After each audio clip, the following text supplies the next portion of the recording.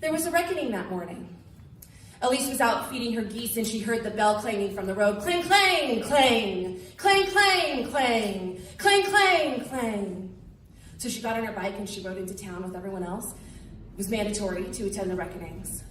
When she stood and bore silent witness, as she always did, as they all always did. And then when it was over, she got back on her bike and she rode to Mother Anna's house. Now, Mother Anna put the tea kettle on and put that hot kettle of tea right down on top of the iPad that she used as a trivet. It didn't work. None of them worked anymore, not since it had all happened.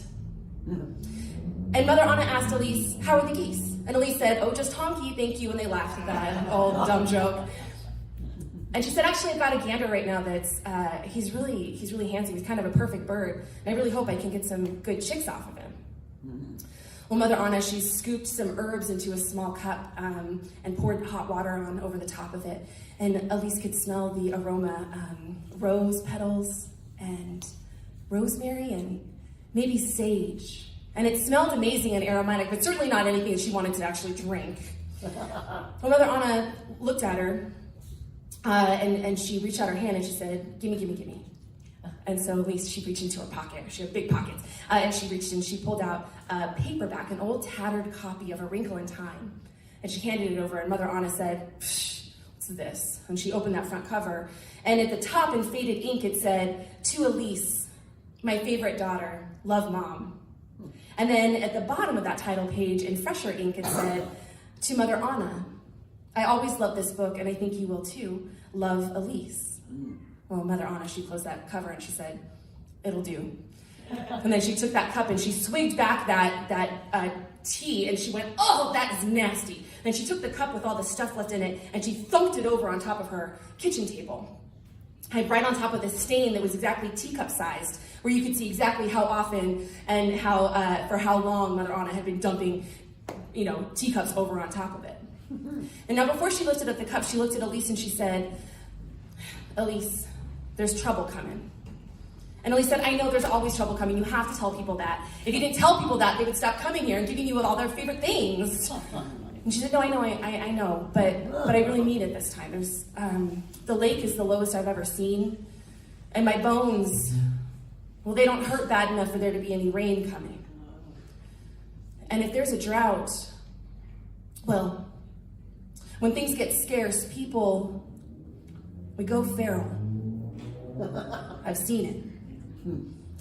And Elise remembered back to some of those stories that Mother Anna had told her about back when it had all happened. And she knew that there were stories Mother Anna had never told her, would never want her to know, that were even worse. And Elise said, okay, I get it, I'll be careful. She said, I've got my geese. Everyone in New San Diego knows that I raise the best birds, and they're willing to pay for it, so I'm gonna be okay. Well, Mother Anna, she took that teacup and lifted it up and looked at all the leaves and the clumps of rose petals all left behind. And, to Elise, it just looked like a mess. And she was pretty sure it just looked like a mess to Mother Anna, too. But Mother Anna just gave really good advice. So with or without the leaves, people would still come to Mother Anna and bring her all their favorite things. Well, Mother Anna, she looked down at that clump of petals and leaves, and she gasped, Elise. And she looked straight into Elise's eyes, straight into Elise's soul, and she said, you know that most of what I do is BS. I know that, and you know that, but listen, this is real right now. I see something. She said, Elise, I see you, and you're standing on a road, at a split in the road, a fork, and down this path, there's a group of people. They're all women, and they're holding hands, and there's a fire, a huge fire, and you're standing with them and you're holding hands with them, and that fire, it's at bay, and you're safe. And Elise said, oh, geez, well, what's down the other side? And Mother Anna said, down the other path you're alone. And you're standing there alone, and you're watching, just watching. And all of those women, all those other women, they're inside the fire. Elise, it is death down that path.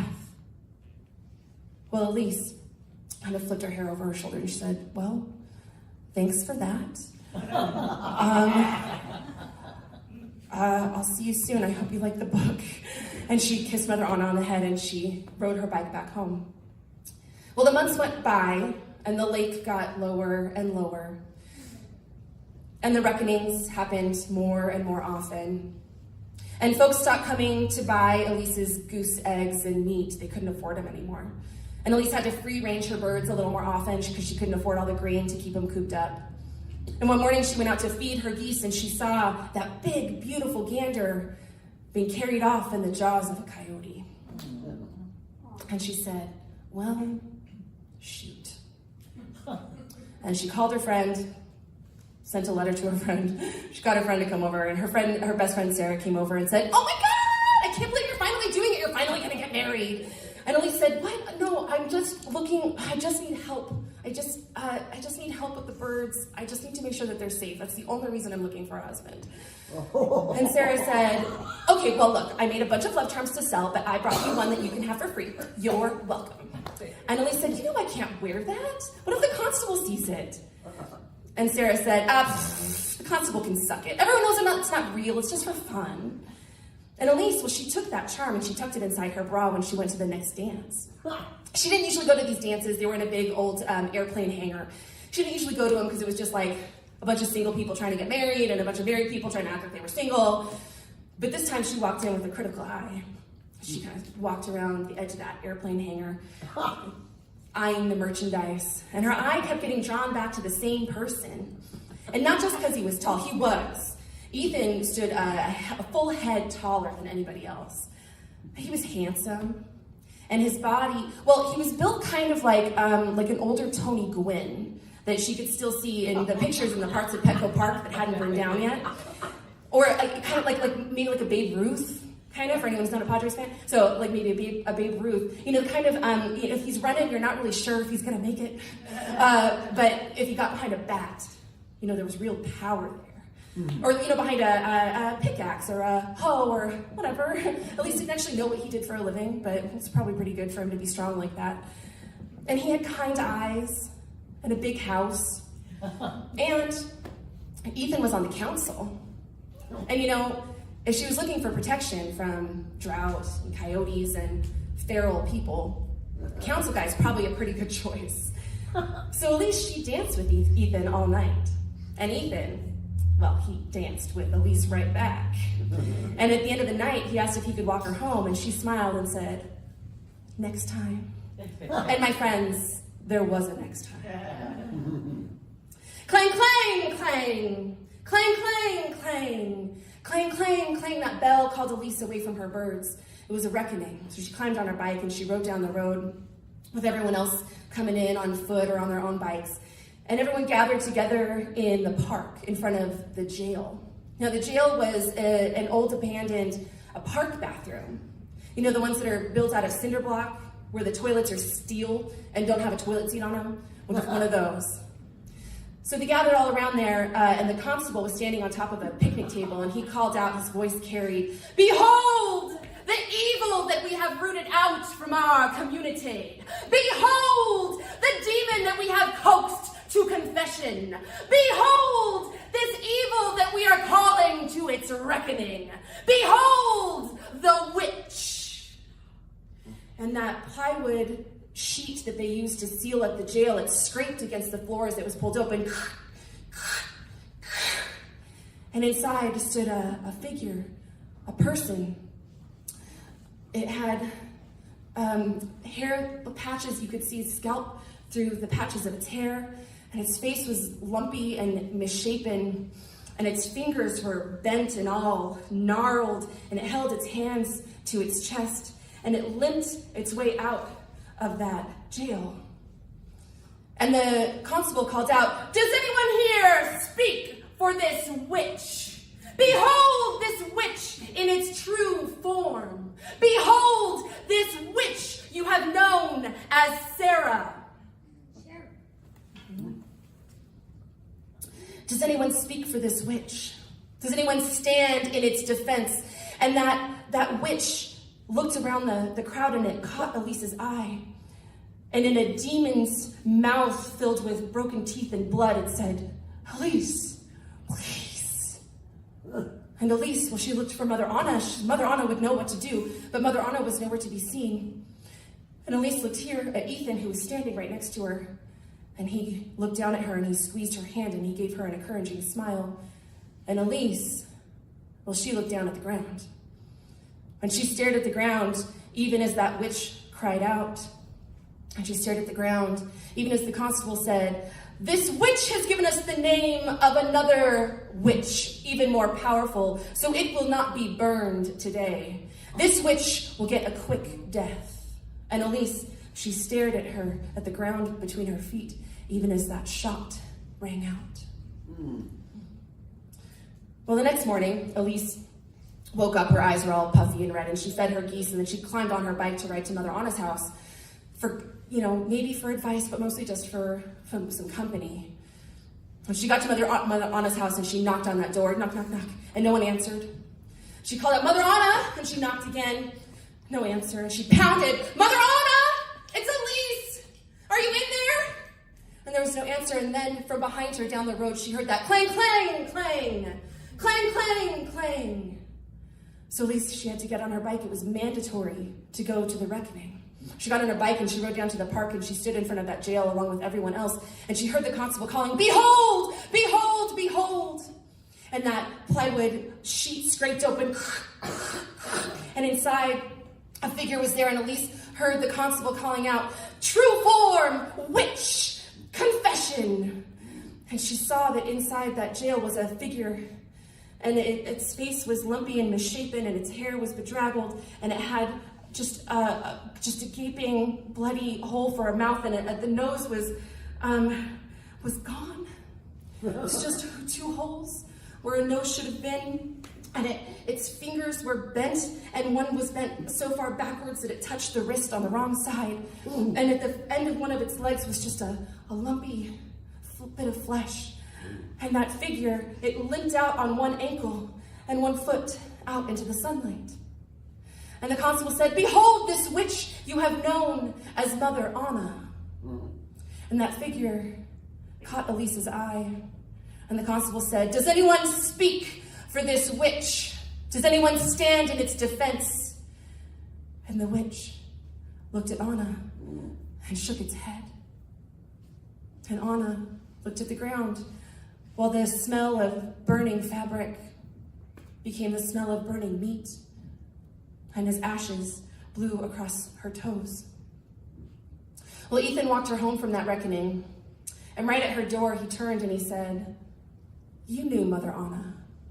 And Elise said, "Yeah, I did." And he said, "Did you know what she was?" And Elise said, "No, I can't believe. First it was Sarah and these people I knew, and I can't believe it, that they were witches." And Ethan said, "I'm so glad you said that. If you had any other answer, I wouldn't be able to do this." And Ethan, he got down on one knee right there in front of her front door, and he asked her if he could help take care of her geese. And Elise, even with the smell of burning flesh in her nose, and the image of a face with just a gaping hole where a nose should be, Elise said yes, because the lake was getting lower. Well, a few days later, Elise was out feeding her geese, and there was a knock on her door, and she said, "Oh, I'm coming, Ethan, I'll be right there, I'm just finishing up with the birds." And she finished up with the birds, and she skipped her way over to the front door and unlocked that big deadbolt and opened the door right onto the constable. And he was standing there. She could see his bicycle was up on its kickstand over here, and there was a couple of other people behind him all straddling their bikes. And he said, "Miss Elise, I'm happy to see you today." And she didn't know why he spoke in a southern accent like that. He grew up in New San Diego just like she did. But she said, "Yeah, no, hi, like, what can I do for you?" And he said, "Just got a couple questions for you, Miss Elise." She said, "Of course, yeah, whatever you need." And he said, "Does this look familiar?" And he pulled out a book, a tattered paperback, a copy of A Wrinkle in Time. And she said, "Yeah, I mean, it's Wrinkle in Time. Everyone's read that. It's one of my favorites."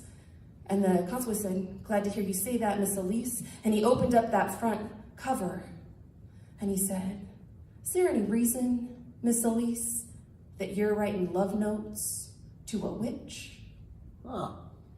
Well, a few days later, Elise heard that bell clang, clang, clang, clang, clang, clang way down the road. And she could hear the constable's voice, behold, behold, behold. And that plywood door scraped open, and Elise blinked into the sun because she hadn't seen daylight for days. Her face felt like it belonged to someone else. It hurt and was numb at the same time. Her long golden hair was brown. It was matted with dirt and blood and shit. And there were gaps in it where you could see her scalp shining through. And her nose was bent hard to one side. Her fingers were gnarled and bent. She held one hand here because this shoulder pierced with pain every time she took a step. And she limped out into the sunlight as she heard the constable calling, true form, witch, confession. And she looked across the crowd and she saw Ethan standing a head taller than everyone else. And the constable said, does anyone speak for this witch? Does anyone stand in its defense? And Elise looked at Ethan. And through a mouth filled with broken and missing teeth, she said, Ethan, please. And Ethan, well, he looked over here at his friends, his constituents. And he looked over here at the other council members. And Ethan, he never met Elise's eyes ever again. Thank you.